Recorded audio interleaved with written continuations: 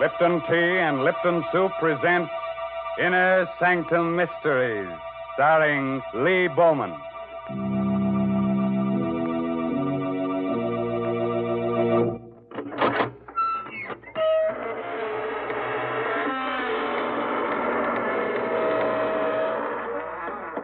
Good evening, friends. This is your host, Raymond.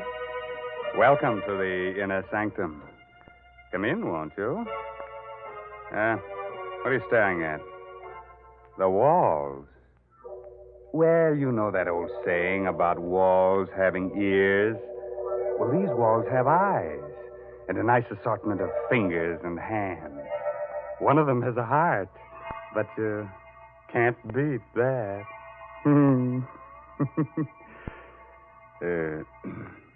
Don't mind me, friends. In my old age, I'm getting to be a bit of a gore. You're getting to be a crotchety old bachelor, that's what. Who said that? Oh, Mary Bennett. Hello.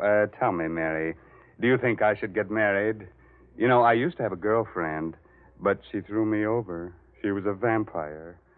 She said I wasn't her blood type. Mr. Raymond, please, what a silly thing to say. More and more, I'm convinced that what you need is a wife. I'd just love to see the way a wife would handle you. Would you send me a wedding present, Mary? I sure would. I'd send you a big supply of Lipton's noodle soup. You know, I'll bet your wife would appreciate that. My goodness, in the old days, it took a woman all day to make a pot of noodle soup, whereas nowadays it only takes a jiffy. That is, when you use Lipton's noodle soup mix. But Lipton's has got the same homemade taste, believe you me. It's got the same chickeny flavor. Yes, sir, a hot plate of Lipton's noodle soup is a grand welcome home for the whole family.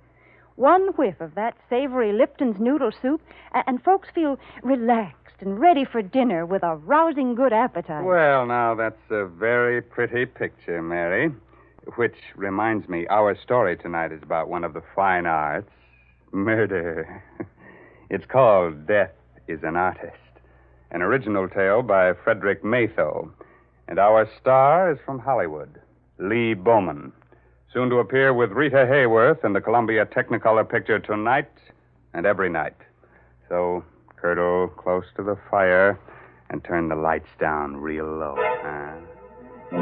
By the way, if you have a little spook or two in your home, looking behind your shower curtains before turning on the water is the courteous thing to do. Otherwise, you might be dampening your spirit. Now let's get on with our story. I'm Stevie, a reporter. I'm what's called a police reporter because I hang around police stations for my stories. But tonight, I'm the best reporter in the world because I've got that kind of a story that's only given to one writer in 1,000, once in a lifetime. This story begins with the end of a man's life. Yesterday, an old man living alone with his 5 cats on an abandoned barge under the Brooklyn Bridge cut off the heads of 4 of his cats, then expertly slit his own throat from ear to ear. At 6 o'clock on the morning we got the flash about this old man, I was playing cribbage with Mike, my police pal, at the station house squad room. Burke, the desk captain, was snoring his head off. Okay, Mike, there it is. Go, 121 points. That last run made it. You're the luckiest jerk, Stevie. We're both lucky. Not a call the whole night. Sure hate to drive out to anything in this blizzard. Uh-oh. Police, 84th Precinct, Brooklyn. What? Yeah. Wait, say that slower. You haven't seen him in a week. His cats ain't around. Oh, but lady... Huh? Blood in the snow. Well, that's different, sure. Yeah, okay, thanks. What's up, Captain?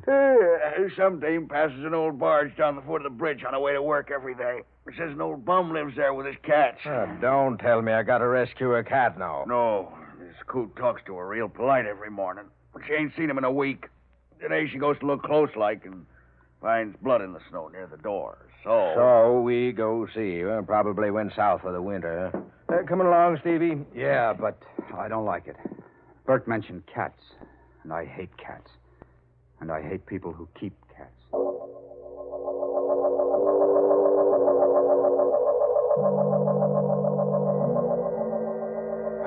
this is it, I guess. Come on, Stevie. Hey, look, Mike.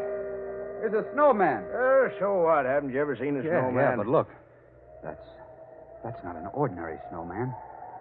It's a beautifully sculptured head of a woman. Made out of snow. Ah, come on. It's cold. Let's get inside this scow here. Hey, open up. Open up there. Open up inside. There is blood out here, Mike. Look. See? Here's where the woman's footprints stop. Okay, Sherlock. Help me bust this door. Okay.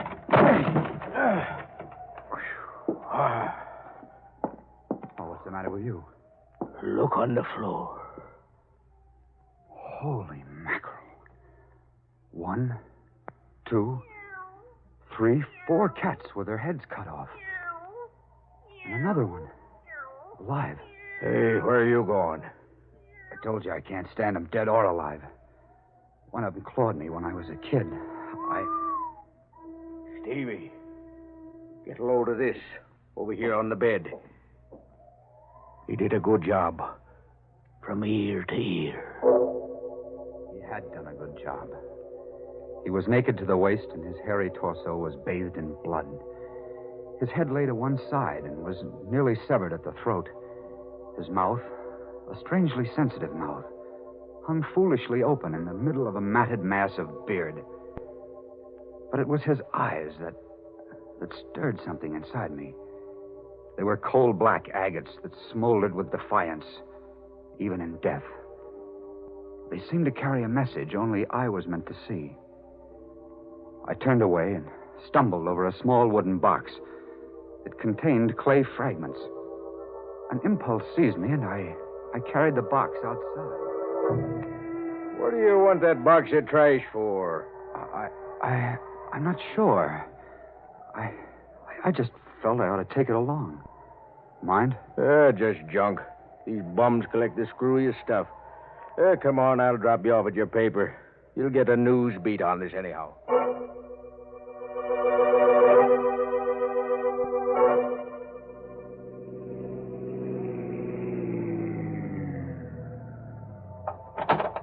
Okay, Mike. Thanks. I'll call you later to see if you identify the old bird. All right, Stevie. Hey, here's that box of junk. You want it? Oh, yeah. Yeah, thanks, Mike. I wrote the item. All we could learn was that he was Ivan. No fingerprints on record, no relatives, just Ivan. So he stayed just Ivan to 250,000 readers and to the police. But to me, he was a man who had not yet died. I poked through the rubble of clay in the box, and I was about to throw the whole mess out when a time-blackened metal tag caught my eye. It was the kind of tag used to mark paintings or statues. It read, Agatha, January 2nd, 1924. 20 years ago, today. And below that was a name, Ivan Thorne. The name jangled a bell in my memory. It frightened me. It fascinated me. I rummaged in the box some more. A hunch grew to certainty. Ivan Thorne had been a sculptor. Here was a fragment of clay, a nose. Here, part of a chin. Here, an ear, a woman's ear. And the snow image of a woman's head came to mind. Why did Ivan Thorne, a sculptor of obvious talent, do a head of a woman named Agatha in clay, then on the same date, 20 years later, as a bum, reproduce it in snow and slit his throat? I found the answer in the yellowed clippings of the newsroom morgue. The story of Ivan Thorne was filed under Murders Unsolved. After I'd read the story, I marched into GC's office. Yeah, what's up, Stevie? They study the Brooklyn Bridge again? No. You read the item on the old guy I found with his throat cut? Sure. Cut off his cat's heads, then his own. Unidentified. Good item. I know who he is. Was. Yeah?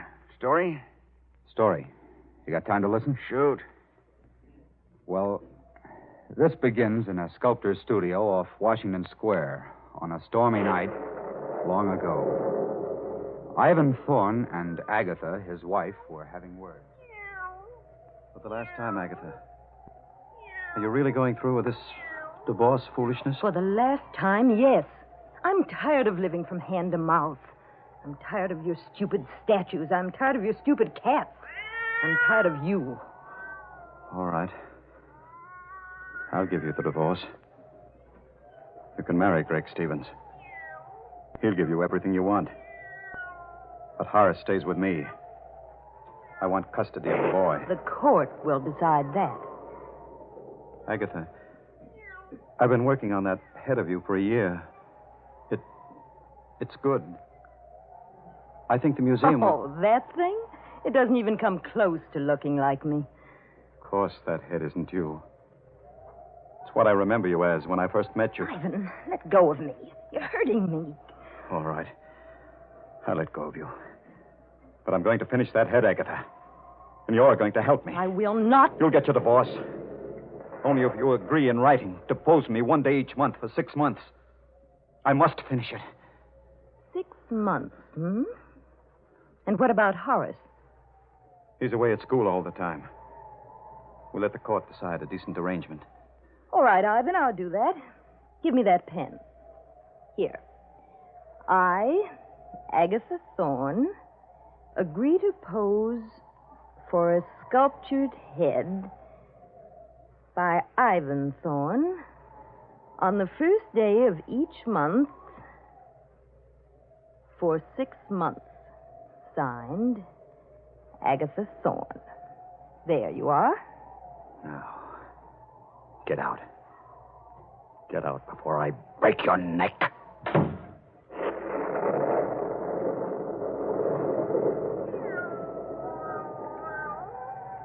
She's gone.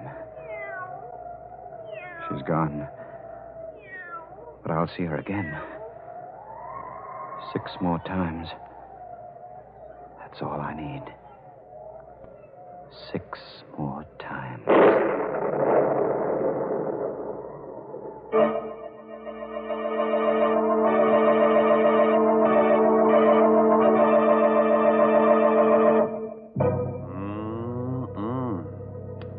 Sounds to me like this Ivan guy is working up a neat little catastrophe. Mr. Raymond. Yes, Mary. I got to thinking about that snowman they found.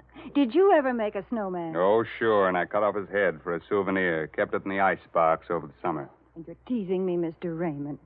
But you know, when I was a child, we used to spend all afternoon making a snowman. And then we'd go in the house for supper with our cheeks red as a frost apple and with a real country appetite. The house was so warm and cozy. Yes, and filled with all the exciting smells of good cooking. You know how children are. They play in the snow and then come in ready to eat you out of house and home. And I've got a grand suggestion for these winter night suppers. Lipton's Noodle Soup Mix. It's such a heartening dish. Thrifty, too. Costs a lot less than canned soups. Yes, Lipton's Noodle Soup just seems to belong to folks young and old who've got a healthy appetite and a yen for homemade chickeny tasting soup. Mary.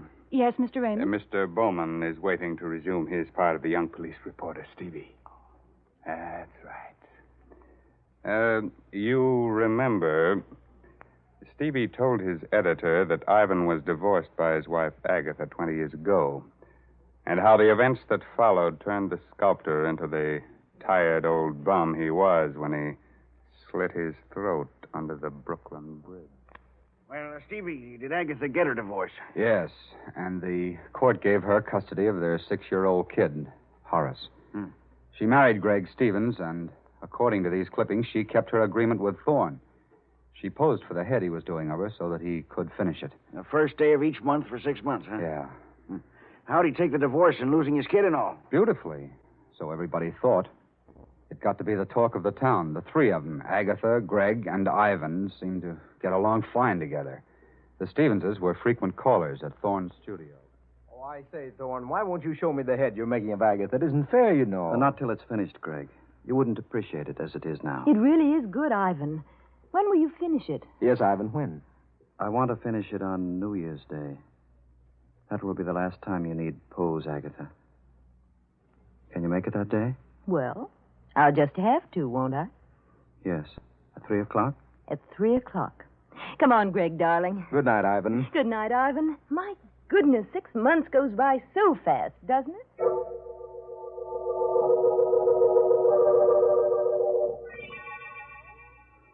Six months. I gave them 6 months. Monday, it's over. Monday is the last day she poses for me. Monday, I'll finish that head. I love her. And for 6 months, 6 centuries, she belonged to that idiot. He took my son from me. You can't hear me, Agatha. Can you? This is you and Clay. You can't hear me. Everybody thinks it's wonderful that Ivan Thorne is such a good sport about it. I fooled them all. I fooled you. Yes. You.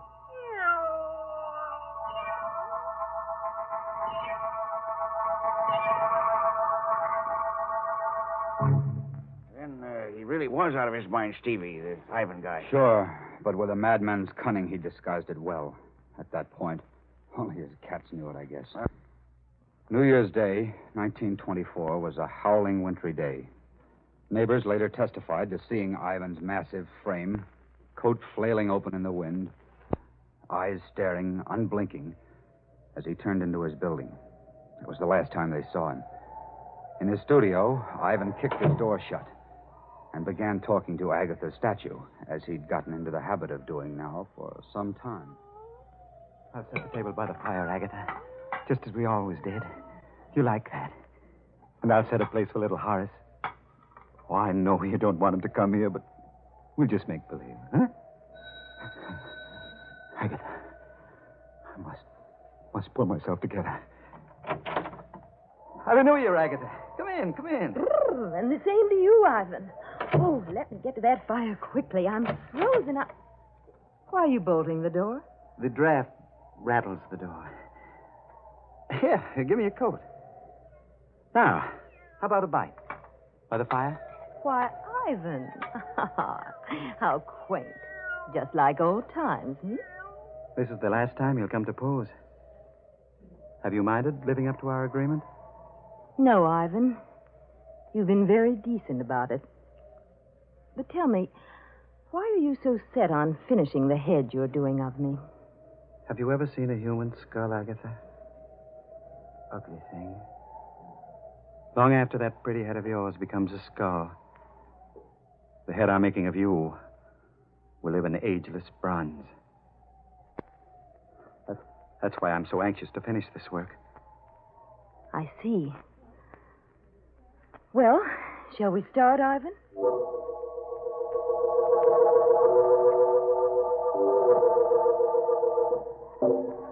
Ivan, you're not working. You're just staring at me.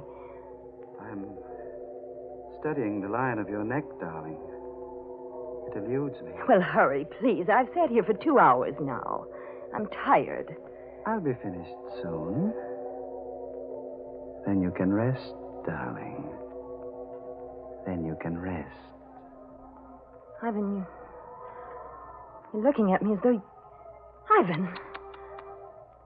You've moved your head again, darling. Here, let me show you. There. So. Just like this. Don't move, Agatha. My fingers are loose on your throat. But in a split second, I can sink them into you tight. Like this. Don't... I've loved you more in these few months you've been away from me than I ever did before. I'll always love you. But if I can't have you, no one else can. Ivan, you're mad. You can't... I gave you 6 months with that fool because I wasn't sure. I thought I could get over losing you and the boy. But I can't. We all thought you were... Resigned. No. But even now, I don't know if I want to kill you, Agatha. I'm not sure. No, you don't. No, you don't. Think of Horace. Your son. I am thinking of you, little fool. Oh, Greg. Greg, help me. Greg. You've got the nerve to speak his name here. No. You aren't Gregory.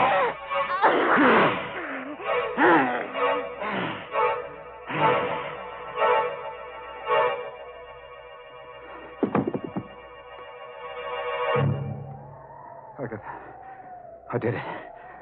But you made me do it. How beautiful you are. Dead. Look at this clay head. Agatha, see, I was wrong. You're much more beautiful. I've changed my mind. I don't want fame. I don't want a statue. I want you. See, Agatha, I've broken it, smashed it. It's Greg Stevens who should die. He did all this to us. I'll go see Greg. That's it. But I must be careful now. I must make Greg suffer. Oh. I have it. Yes. He must know that he, too, has lost Agatha. Wow, that's some yarn, Stevie. He actually strangled Agatha, huh? What happened then? He left his studio and called at the Stevens' house a little after 6. Greg Stevens and young Horace were the only ones there, except for the butler. He testified that Ivan quietly asked to see Stevens alone. He had a bundle in his arms, covered with a piece of black velvet, when Gregory greeted him. Ivan, well, glad to see you, and Happy New Year to you. But where's Agatha? She was supposed to be with you. She'll turn up shortly. Said something about a girlfriend she had to stop by for. Oh, I see. Well, come on in, Ivan. We can have a glass of sherry while we wait. Thanks. Put your package down somewhere on the table here. Thank you. Did you get a lot done today? On the head, I mean? Yes. I've finished it. Oh, good. Say, that wouldn't be it in that box, would it? Yes, as a matter of fact, it is. Well, good heavens, man, let me see it. I've been kept from all this long enough now that it's finished. No, wait. Till Agatha gets here. I'm going away for a while, Stevens. Before I go, I want you to tell me something. Do you love Agatha? A lot, I mean. A lot? I worship her. I adore her. You know what you did to me when you took Agatha and my boy from me? Well, the choice was hers. I'm glad for my sake. I'm sorry for you. But I thought you were resigned by now. Resigned? You poor fool. I've lived a life of raging hate for you. Ivan, sit down. You don't have to be sorry for me anymore, Greg. You can start feeling sorry for yourself. Go on, what are you driving at? Everything comes out even, Greg. Come over here. What's in that box? Come closer, Greg. Here. I'll take the cloth off. See for yourself. Agatha! You fiend! You beast, I'll kill you! Hurts, doesn't it, Greg? Hurts to lose Agatha. Doesn't it? I'll kill you! I'll kill you! Oh, you won't! Get away from me. You won't kill me. I won't kill you. We'll both live to remember. Thorne didn't kill Stevens? No, GC. He knocked him out. They found his footprints in the snow along with the kids. He must have stopped to say goodbye. What a story. He slit his throat this morning as a bum on a barge. Yeah. Took his cats with him. The clay fragments I found in that box on the barge were all that was left of the clay head of Agatha. Nobody even found out how he got away or managed to stay hidden for 20 years? No. That's his secret. Well, write it up, stupid. I can't. I won't, GC. You can't print that story. The devil I can't. Where's this Greg Stevens? Where's Horace, the kid? Find him. Greg Stevens died penniless and insane a year later. His kid was raised in an orphan asylum. Well, find the kid. Now, let's see. He'd be about 26 today. Maybe he doesn't know any of these things. What a scoop. Get busy. Look, you can't print this story. Why do you think I didn't write it up and hand it in? I feel sorry for the kid. I was raised in an asylum. A story's a story. What do I have to do? Draw you a diagram, GC? Why do you call me Stevie? Well, because your name is Stevens, I guess. And, good heavens. You don't mean... Yes, my name is Stevens. I never use my first name. I don't like it. It's Horace. That's right. You're Horace Stevens. Yes. My father was Ivan Thorne.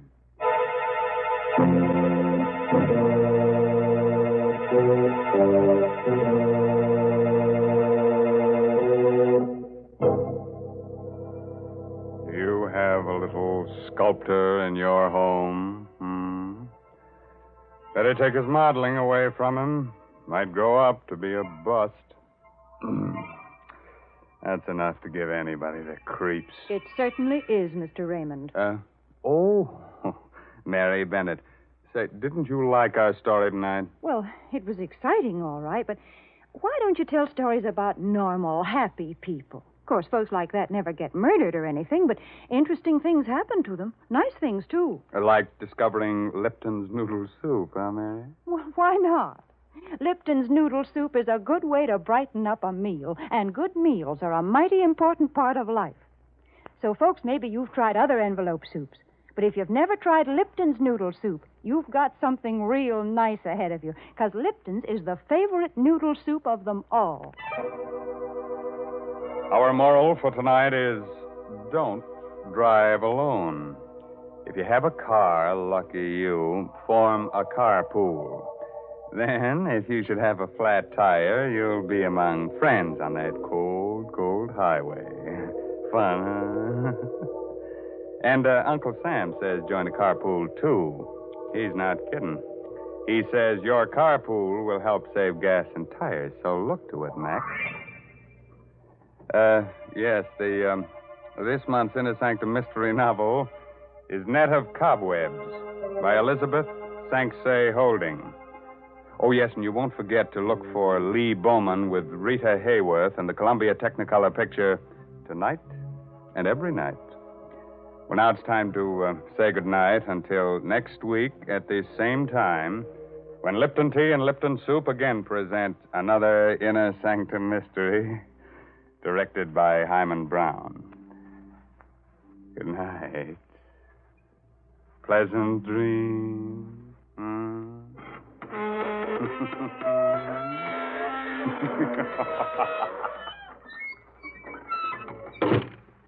Folks, I got to thinking about wintertime, about snowmen and frost pictures on the windows, and about how cozy a house can be when there's a gale blowing outside. And then I got to thinking about Lipton tea, because a cup of Lipton's, the tea with that brisk flavor, really hits the spot. It's so cheerful and warming. You know, the word brisk, B-R-I-S-K, means that Lipton tea has a fresh, lively flavor. It's never thin or wishy-washy. That's why Lipton's is America's favorite tea. So don't forget to ask for it when you go to the grocery store. And don't forget to tune in next Tuesday night for another Inner Sanctum Mystery.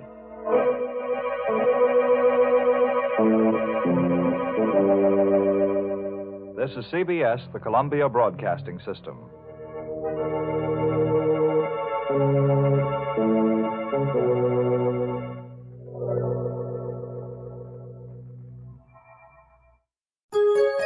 VintageRadioshows.com